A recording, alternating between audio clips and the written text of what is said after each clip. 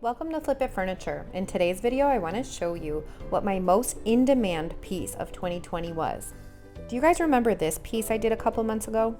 Well, since doing this piece, I have remade the same style over and over and over again. I have gotten a ton of messages that people want this dresser, so I just keep making it. Now I've made it so many times that I do have some tips and tricks that might help you along your way if you want to make something similar. I got this piece from a woman on Facebook Marketplace who was giving it away for free, and it's in great condition. So let's flip it. So we're going to start this makeover, of course, by taking off all the hardware. I just put it all in a baggie so I don't lose any of the pieces. Now I use my Dixie Belle's White Lightning to thoroughly clean this piece. It was pretty dirty, but it cleaned up really nice. Sometimes I use a screwdriver to open my drawers, but an Allen key works really good too. When I'm done cleaning with the White Lightning, I like to rinse it with water, and I've got this bucket now, and it makes it a whole lot easier for me to do. So now we're going to prime the piece, and for the top I'm using my slick stick from Dixie Belle's because the top is really shiny and glossy, and we need something to let the paint adhere to. When doing white, you have to be really careful of your primer because every single brush stroke will show.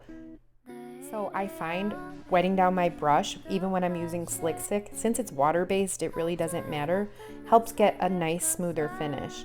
And sort of laying the brush a little bit on its side back and forth really helps eliminate the brush strokes.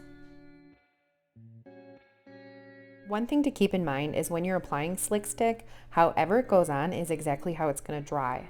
So if you're not satisfied with the way it looks, just keep working it. And if you need to add more water, do it. I don't soak the whole thing in water because that would defeat the point, but I do use a little bit so that I can work the paint back and forth. I apply a total of 2 coats of slick stick, and I sand gently with a 220 grit in between my coats, and I wait 2 hours between coats and overnight before applying my paint. So while we wait for that, I just go ahead and I start the base, and I'm not using my slick stick for the base because it doesn't need it. Rather, I'm going to use my Zinsser's bin as a primer.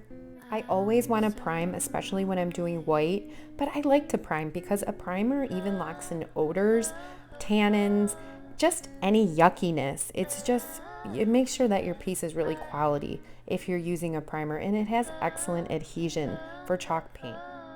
So for me, it's kind of like a no-brainer. Of course I'm going to prime my piece. I want my piece to be the best quality that I can get it. So I just always prime. And I like to paint the insides of the drawers just right at the front and the sides, because when you pull it out, sometimes you can see that, and we want it to all match and be nice and uniform. And here I'm showing you that I even paint my drawers with the primer. I'm painting my drawers, and I'm painting the bottoms especially because, again, when you pull it out, you can see that. So I just paint the sides and the bottoms, just a little strip that goes across. And if for some reason I smudge or get a drip or something, I just take my sanding block later and I sand that part right off. Here's the mirror, and it looks dirty, but it's not. That's just my White Lightning cleaner. Later I'll have to go back with some glass cleaner.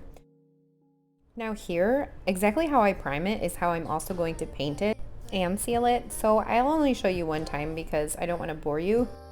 I'm using a small detail brush. Any kind of small brush will work. But I'm using that to get closest to the mirror part because I want to leave the gold that's there. We don't want to cover that gold up. It's pretty nice.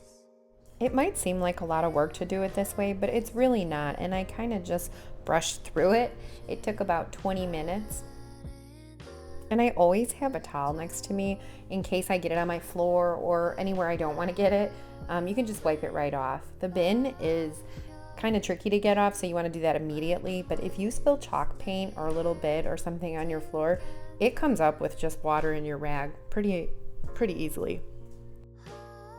So now I'm switching to my regular brush, and I'm just going to do the rest with my regular brush. So the inside with my detail brush, and then the outside with a regular brush.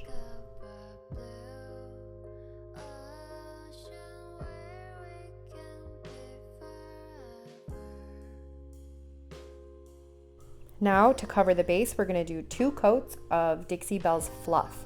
And the whole 8 ounces covered this entire thing twice. So I thought that was pretty good. I will say that I'm not as careful when I paint the base with the white because, I don't know, it just always goes on pretty nice. But when you're doing the tops, you have to be really, really careful because that's really where everybody's eyeballs are. And when you're using a transfer, you don't have to be particularly as careful because the transfer is going to cover your paint anyway. Now I have 2 coats of Slick Stick on my top and it's the next day. So I'm taking my, this is kind of coarse. It's a coarser sanding sponge and I'm just going at it. I am just sanding it because I do still have lines and I don't want them to show. So you want to sand it, but you don't want to take off the Slick Stick. You just want to make it nice and smooth. So now I'm going in with my fluff and I've completely sprayed my brush down. I've completely sprayed the piece down. I actually use a lot of water when I'm doing the top because it just makes a nice smooth finish. Here I'm actually on my 2nd coat of fluff and it's going to be my final coat. I wanted to get a little closer so you can see what I'm doing. I'm laying it on, like literally I'm laying my brush back and forth, side to side, almost flat, because I don't want to get those brush marks. I'm using my water mister quite often. I don't want to soak the piece, but I want to use it so that I can work with the paint, just as if I was like blending a piece. I'm using a light hand and I'm gently feathering it back and forth. For this last one, I use a light hand. I just feather it instead of trying to glop all the paint on and cover it. It's already been covered, it's already been sanded. Now we're just feathering so that there's no lines. It's like the touch-up. But the best piece of advice I can give you is to lay it flat. Like you can see right now, it's just flat back and forth with a light hand. So now it's time for the transfer, and this is Rose Celebration from Redesign with Prima. Transfer is just, it's really pretty on white, and I'm not the one who thought of this idea. I have no idea who did. I probably saw this on Pinterest or I don't know, Facebook, but this has been done a million times before, so I'm not like the creator of this idea. It's sort of a copycat that I've seen done over and over and over. And I did it one time and it is just so popular and most requested and has made me some money. So I wanted to share with you guys, because if you're watching this, maybe you're doing a project at home, but a lot of us are flipping for money. So I want to share with you what works for me. When I am lining my drawers up, you could actually use your measuring square. That would have been, super smart, and I just didn't feel like going to get it out of the garage. So I just kind of mark every couple of inches where my drawer ends, and then I just cut along my marks. Now I take my transfer off the backing paper and I apply it. I just press down on it and then I use the stick that they provide in the can to rub it on. And then when I'm done rubbing it on, I carefully peel it off. Your transfer should stick to your piece of furniture. I'm going to leave a link in the description box below, or maybe in an iCard showing you, I have a video on how to apply a transfer.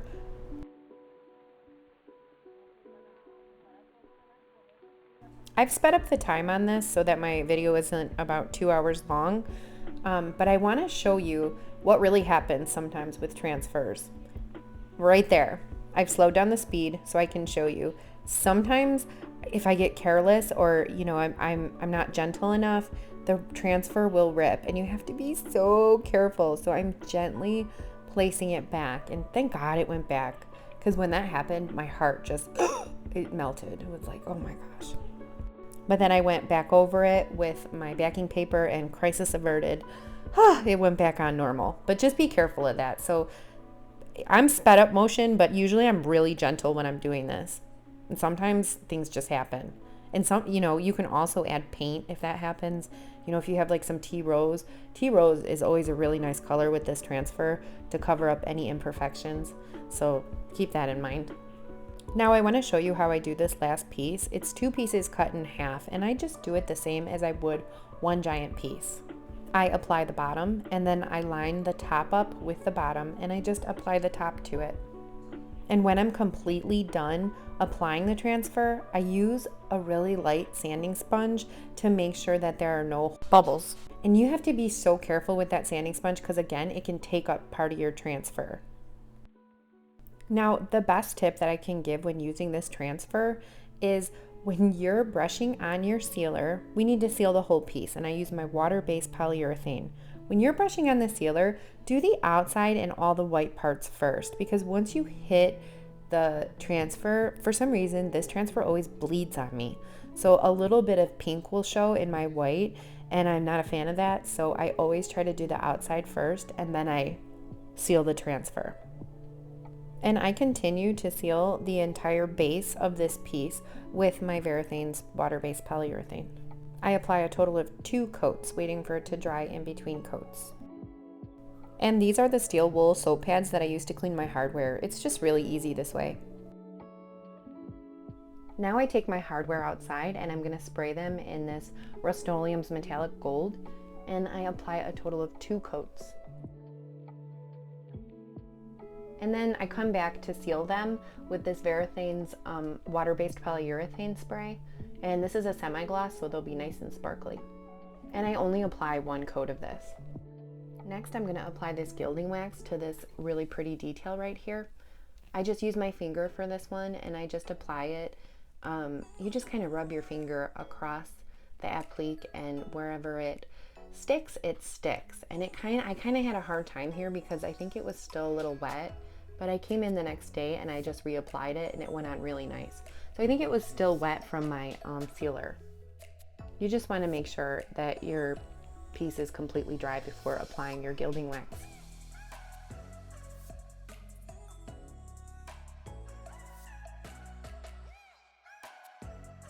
Okay, now my favorite part. I use my 180 grit sanding block to sand before I'm going to seal this. And I really sand. I want it to be so smooth. I sand away all the brush marks. I make sure that I'm not sanding so hard that I'm going through the paint. I'm just sanding it, all those marks off, and making it really smooth. You can feel with your hands from one side to the sanded side, and it just makes all the difference in the world. And you make sure you do this when you're painting white because it just takes your project to a whole nother level.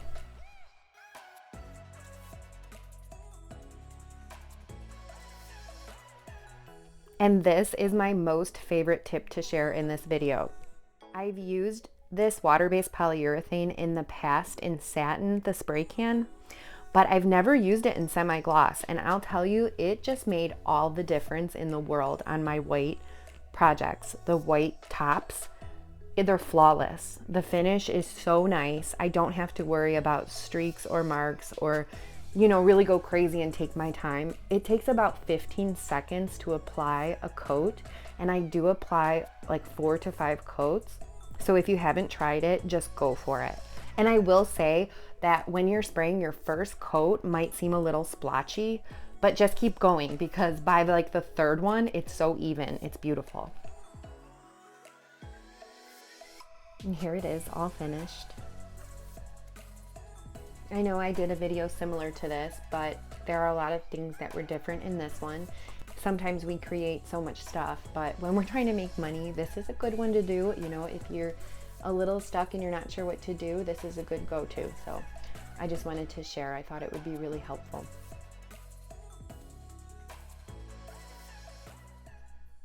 And I was really trying to get a good shot so you guys could see how nice that finish was.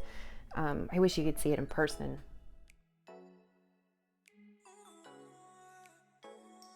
And I'm going to put out a little bonus video tomorrow. It's kind of the part 2 to this because it's the matching nightstand.